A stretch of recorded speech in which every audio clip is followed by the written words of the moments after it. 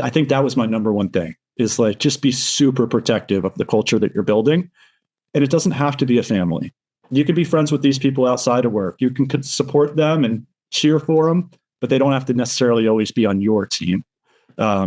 So as hard as it is for me to wrap my head around that, because I want everybody to be on my team, I do think that's super, super important moving forward.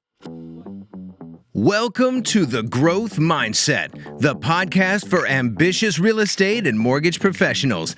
Hosted by Adam Crosley and Rick Riddle, this show dives into entrepreneurial strategies, sales techniques, and mindset hacks designed to fuel your career growth. Get ready to learn from top producers, gain actionable insights, and start your journey towards success. Here's your hosts, Adam and Rick. Buongiorno, everybody.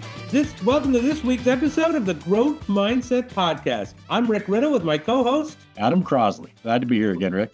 What's going on? Not too much. We have our good friend and cohort here, Mike Matejka. And I guess so. You brought me back, so I must have done something right the first time. Thank you for having me back. well, we are so excited to hear about your little trip you went on there last week, Mike. Yeah. Well, it was warm, which is always a plus in my book, but I got down to Clearwater in great company. Got to spend the first day with Kevin Gillespie and Carl White and a bunch of like senior leadership, executive managers and owners of other mortgage companies. And then that rolled right into an MMA class. That was Thursday and Friday. MMA, Mortgage Marketing Animals, which is a coaching group from, just so that some of our listeners may not know. Yeah, awesome stuff. But just got to be surrounded by just top performers from all different walks of life and different markets from all across the country. And it was cool because we're all there not to compete with each other, but like truly to collaborate and share ideas and successes and failures. And I should be doing more of that. It got me really, really excited. Well, there's a saying, and I can't even remember the saying exactly, but many know that I'm an Eagles fan, and Mike Matejka is also an Eagles fan. And I'm an Eagles koozie right here. There you go. But there's a saying that Nick Sirianni says to his team is you can't get greatness without the greatness of others, or something. You can't achieve greatness without the greatness of others. And we learn every day, right? It's you learn from great people, and you get there, right? And so I love this podcast for that reason, and hopefully you guys are listening for some takeaways of some greatness. And that's why we like to share and give to hopefully inspire others to be great as well in our industry. And MMA, Mortgage Marketing Animals, which like I said is a coaching group that the three of us are in. But we've learned from greatness of others, from other companies and other markets, and so I definitely think that that's a great thing. So tell us a little bit. Give us some gems. Me nor Adam, unfortunately, were there. We had previous commitments, but spit some dimes, my friend. Tell us. I literally have my notebook that I brought with me to Clearwater, so this is perfect timing. But I think for me, we talked about a lot of stuff, some really nitty gritty, granular things to grow your business and push your business forward. We also talked about some really high level things. And I think those were some of my biggest takeaways. There were a lot of different loan officers from different levels of experience and different production. But for me, my mission while I was down there wasn't really to perfect my business, because frankly, I don't originate, but to learn more about, from a high level, how to create cultures and how to create the environment within a company and an organization that people want to be a part of. And thankfully, I got a lot of that when I was down there. So I think one of my biggest takeaways, Rick, was something that Adam and I actually have talked about for years. And we just didn't really realize it. But, Adam, you've always said Mustangs want to run with Mustangs. And I believe in that wholeheartedly. I think that a lot of times companies are set up with this nomenclature of being a family, which is great, right? And coming from somebody with a huge heart, I love that. And there's not much that I wouldn't do for anyone at any company that I've worked for. But at the end of the day, I think that's the wrong way to look at it because you can't get rid of your family. They're your family for life, for better or worse. And I think when it comes to a business, one of my big takeaways was just understanding that this is more of a team, a high performance team. And I think that when you start to approach business that way, and when you look at culture that way, when you can build a high performance environment, other high performers are more likely to want to be a part of it. And so, Rick, that's why I came back with, pages and pages of notes. But the first thing we talked about was really hiring standards and creating an environment for motivated people to excel. And very specifically, an environment for motivated people. And that's something that we're working on, and we'll probably dig into a lot more of the how-tos and the ideas that came as a result of that. But I think that was my number one thing, is like, just be super protective of the culture that you're building. And it doesn't have to be a family. You can be friends with these people outside of work. You can support them and cheer for them, but they don't have to necessarily always be on your team.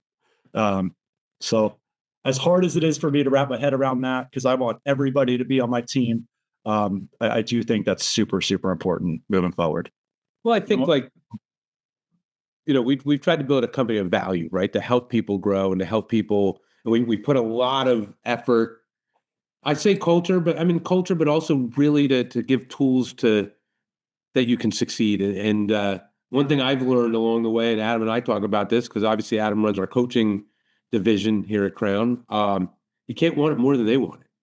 Yeah, and I think the three of us want it sometimes more than a loan officer or someone who's trying to help wants it. And that's hard to be in because we're just banging our heads against the wall.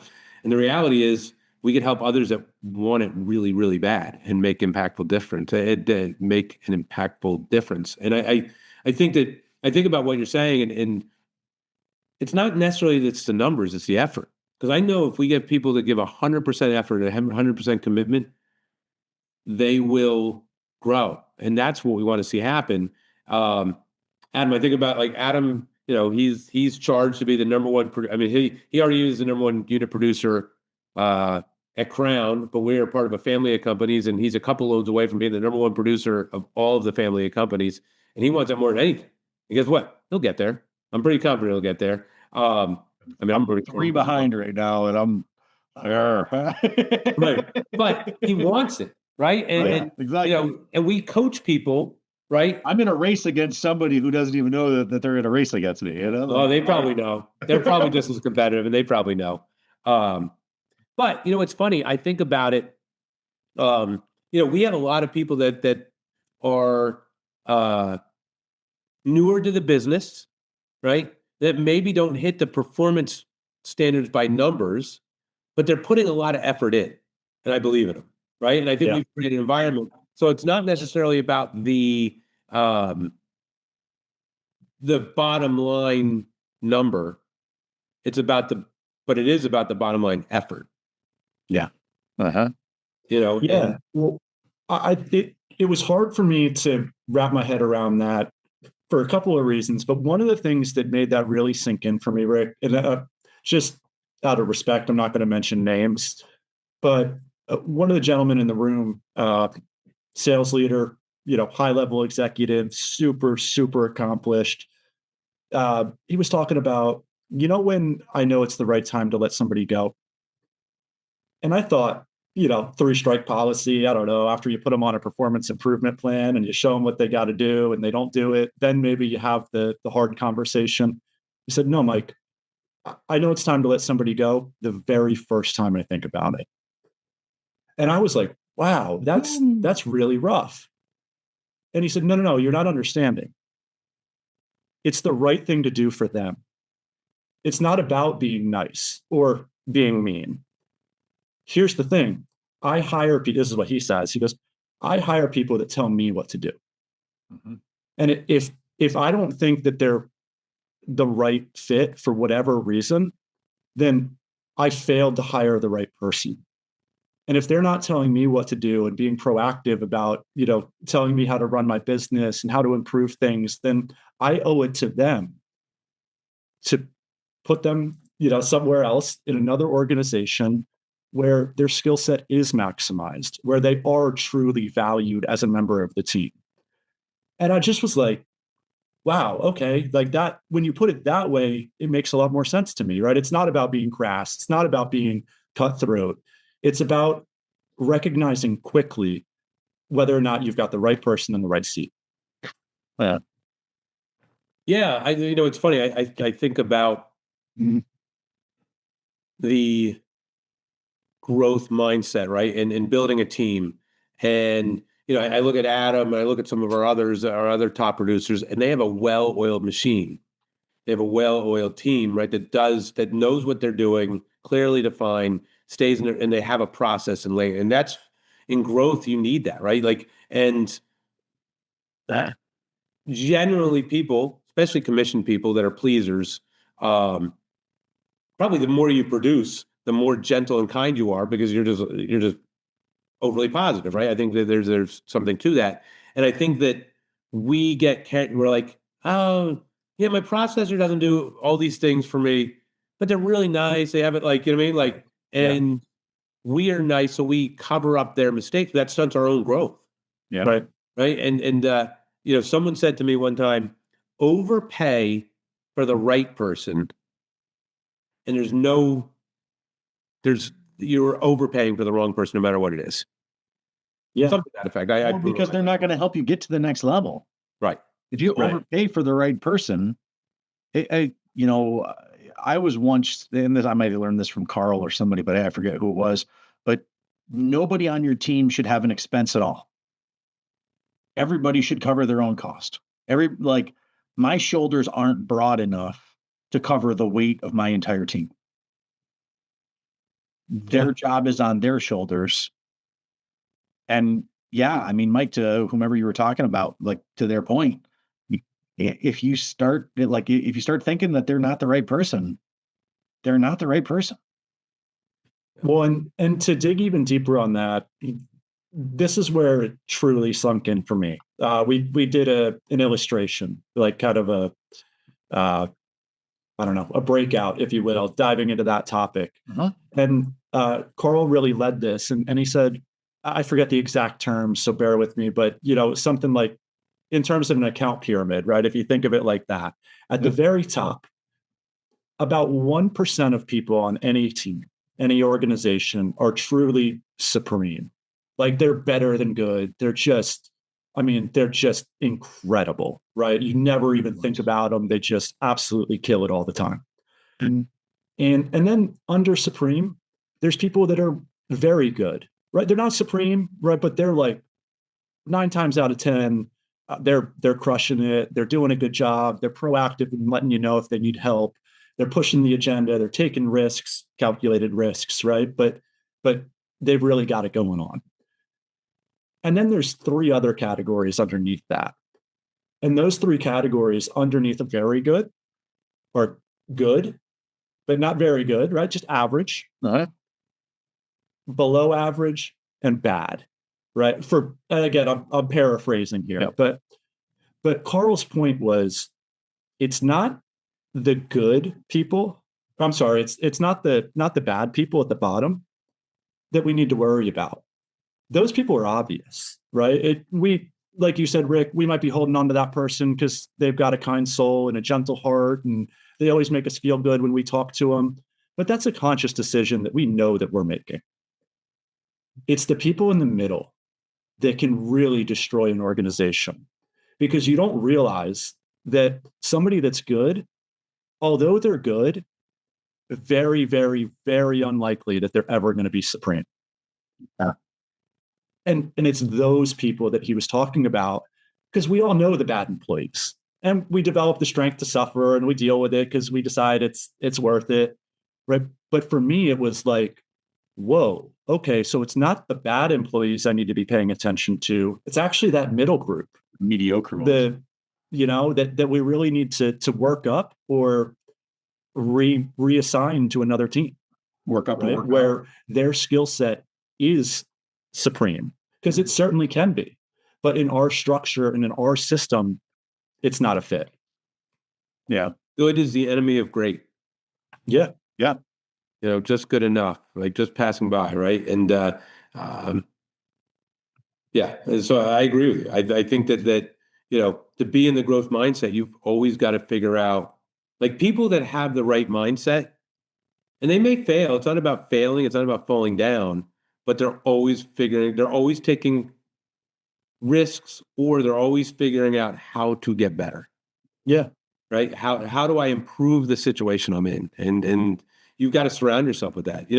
I've always heard the saying, hire someone better than you, hire your replacement, right? And that there's truth to that, right? And because all boats rise with the tide, right? I'm just spitting out.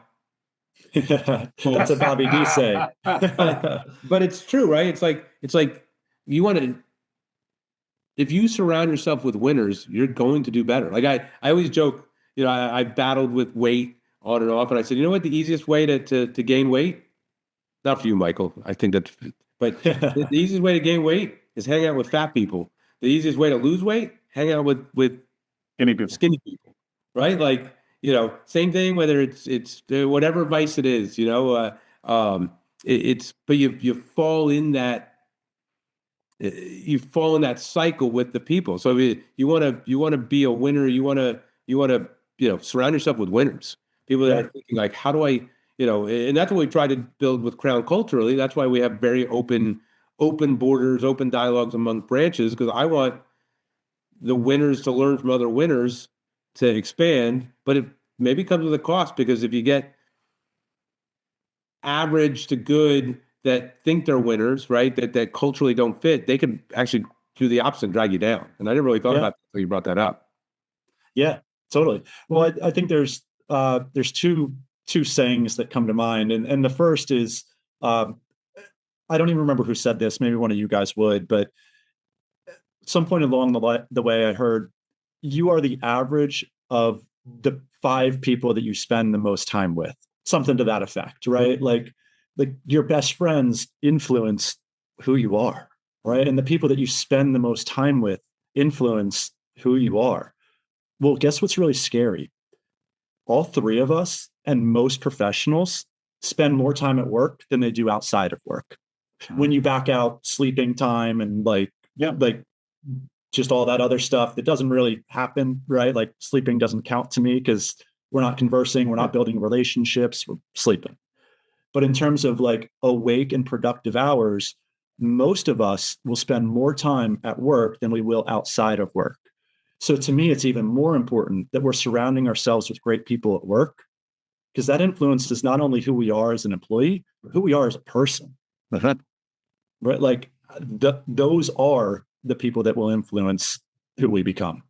So it's just been very eye-opening for me. And I've come back like really kind of revitalized, being like, dang, okay, I want to run, right? Like I'm really excited to surround myself with top performers, so that maybe through osmosis, I can become the average of those top performers. And the other saying that I picked up from my first boss out of college, Steve Renning, he always said, I would rather tame a tiger than kick a donkey. And it talks to what you were saying, Adam. If you want it, man, I'll do anything to support you. And I'm happy to reel you in. And if you make mistakes just because you were really going for the gusto, like, dude, good for you. That's fine. That comes with the territory. I'd so much rather try to reel you in and just, get you to slow down or whatever might be needed, than to kick you in the butt and try to encourage you. Because the second I want it more than you want it, it won't work. So true, man. I mean, that's one of my biggest frustrations in coaching.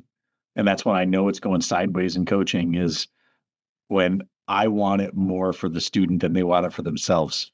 Like I see their potential, I see it, but I can't make them work. I can't make them do the thing. So, that's so true, man. That's so true. I love that. I'd rather tame a tiger than kick a donkey. I wrote that down. It's great. Yeah, that's a good one. Nice. What else did we learn on this little adventure that you went on?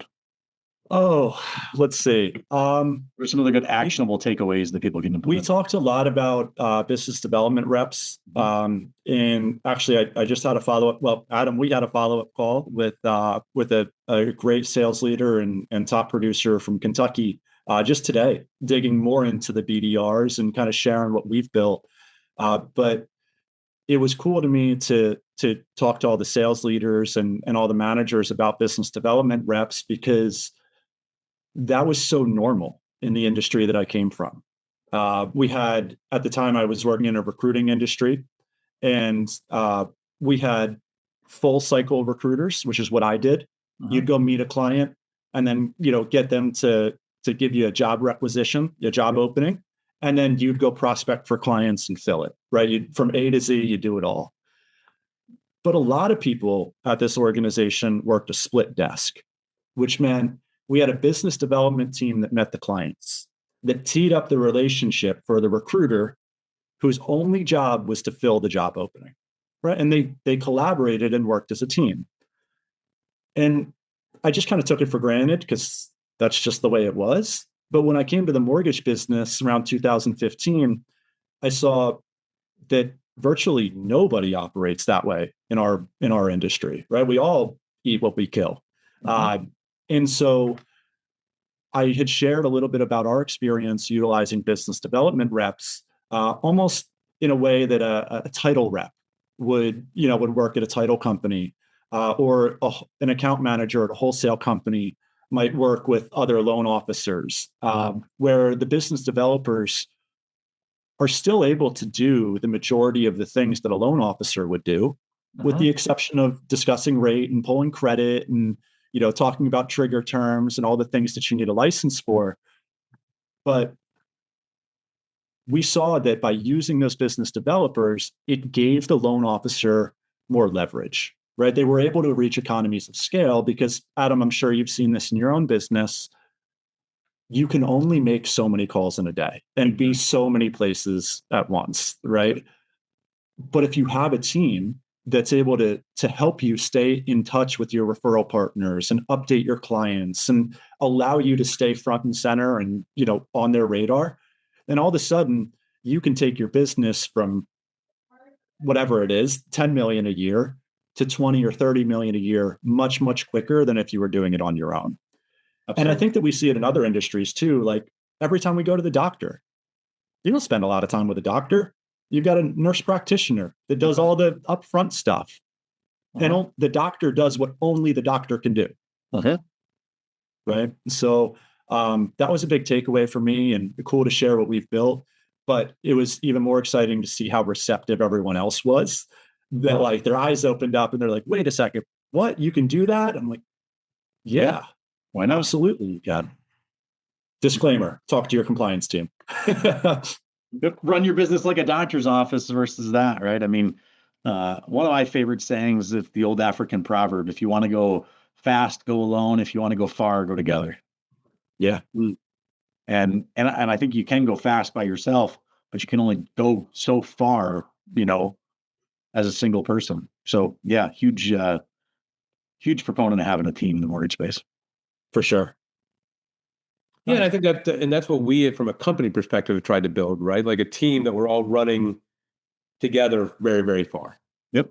And I think that's, as I think about what you're saying, and it really, as we're rolling out, we're focused on our business development team, and they're whether they make 50 phone calls a day, right, is the minimum standard. And Adam, I know that's something that you do every day, and your business development person does, and that's the standard, right? Is that you've got to set standards, and what we're kind of learning is, as a company, is set the standard on the activities. Right? Too quickly, companies set standards on the results, and I get it. It's a result business. We all make money, all of us, on results, but you've got to really peel it back to the activities. Yep. And it's something that we focused on, is that we started a boot camp, but really the minimum standard is not a loan a week, 3 loans a month, 2 loans a month. Like there's a lot of companies that have minimum standards. We've tried to change our minimum standards to people that are not closing 4 loans a month or 3 loans a month, is then make 50 phone calls a day. Yep, We'll right. give you the scripts and we'll give you the who to talk to, but we've set those standards, right? And you know, we're going to coach them up or coach them out. And hopefully they're, you know, we're going to take people that are Mustangs, they don't know it themselves, but have the desire to be a Mustang and is willing to put the work in. And we're going to coach it. We're going to train them to be Mustangs. Yeah. And that's what I'm excited about, right? Is that you can be quote unquote a donkey today based on your volume. And this is where I do think people can change because we were all donkeys at one point. We were brand new. We all Maybe came not. out of the womb as donkeys, right? I mean, it's Right. Well, I think of it more in terms of the mentality, but Yeah. I hear what you're saying for sure. I get that. Yeah. But I think that, but as leaders, right, whether you're running a branch, running a sales team, is you've got to hold them accountable to the activities, not the results. And that's something, you know, I've been in mortgage leadership for 23 years, and I always just looked at the numbers, right? I looked at, you know, I looked at closings. Then I looked at, all right, loans in and then closings. And then I looked, all right, credit pulls, loans in and closings. But at the end of the day, that's just the final scorecard. What I've really got to focus on is what are your prospecting activities? yep. What are the leading indicators to get those results? Yeah. Well, and Rick, I think that sometimes as sales leaders, we take for granted that within any organization, any mortgage company in the country, they have what any of us would consider a top performer, a Mustang, a Tiger, right? Whatever you want to call them. However you want to do it. So here's the deal. You already have the recipe for success. You just need to reverse engineer it. And then in the nicest way possible, force compliance. Because I might not look like it, but I'm a foodie, right? I like to eat. And Rick, have you ever seen the show Iron Chef? Yes. So if you've got Iron Chef Morimoto or Jose Garces or Bobby Flay or any of those people telling you, let's say you paid buku bucks for a private cooking lesson with one of those Iron Chefs because you want to learn how to make their perfect dish. Are you following their recipe or are you going to wing it and do it yourself? You're going to follow the recipe. You follow the recipe. That's my point, right? And this is a hiring failure for a lot of sales leaders. And I'm guilty of it, right? In past experiences, past companies, I probably hired people because I liked them. But what we need to do when we're hiring people is set proper expectations and tell them what they can expect moving forward. And if at that point they're not bought into what we have to offer, we shouldn't hire them, even if we like them. And so I guess what I'm saying is, Adam, you're the top producer in units and almost volume at Crown Home Mortgage. You have the recipe for success. Yet we have a lot of people at the company that will say, oh, I'm just going to do it my way. Okay. And I would challenge them to ask themselves, why? You literally have an Iron Chef that's willing to give you the recipe to success, but you want to cook your own meal your own way.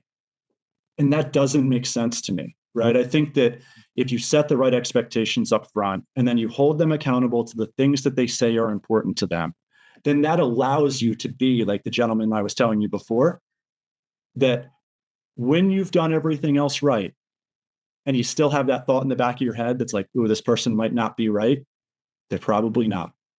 Yeah. But you can only make that split-second decision the way that he did when you've done everything else to the best of your ability. And you've truly set that person up for success, which sometimes means not hiring them in the first place. Dude, that's awesome. I thank you so much for downloading your week. That was I got like a half a page of notes here. This is awesome, buddy. Thank you. My pleasure. It's hard for me to talk about these things, really, like truly. I want to be the person that offers a job to every person in the world. Mm-hmm. It's just the way I'm built. It's where my heart is at. But I think that sometimes by taking the path of least resistance, right, by doing what makes us feel good, we're actually setting ourselves up for failure in the long run. So I owe it to myself, to my family, and to my team to treat this like a business. Mm, You have to. Otherwise, it won't be here. good. Well said. Well, thank you, Michael. Thank you for joining us. That's all I got for today. No, look, Drop this mic right here, and yeah. You're like, that's all I really have to say about that. that's all I gotta really That's say. right. Well, Michael, thank you for sharing. Thank you for joining. As always, you are awesome. We appreciate your wisdom. Hopefully, this was a valuable episode of I don't know what we're going to title the episode. We'll have to re-listen to it and give it a title. But I think it ties into the growth mindset, right? You've got to hire the right people and hold them accountable to perfection. Maybe it's Doing the work, yeah, at a high level. Yeah. And Don't change the rest. I love it. Okay, there's other people that are. Yeah. Listen, there's a space for everyone. There's not a space for everyone on every team.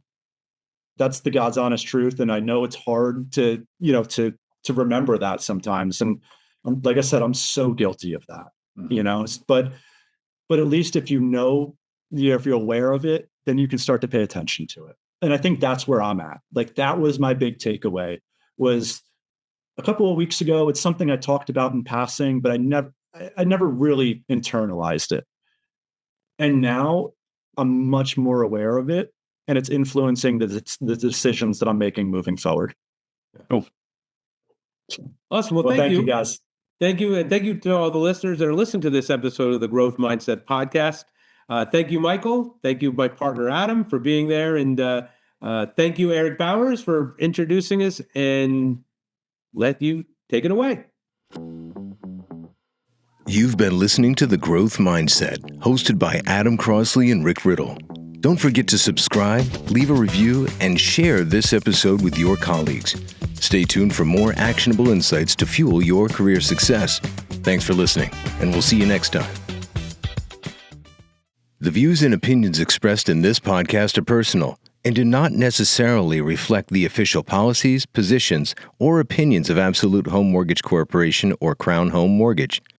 The content is intended for informational and entertainment purposes only and should not be considered professional advice or an official endorsement by either organization.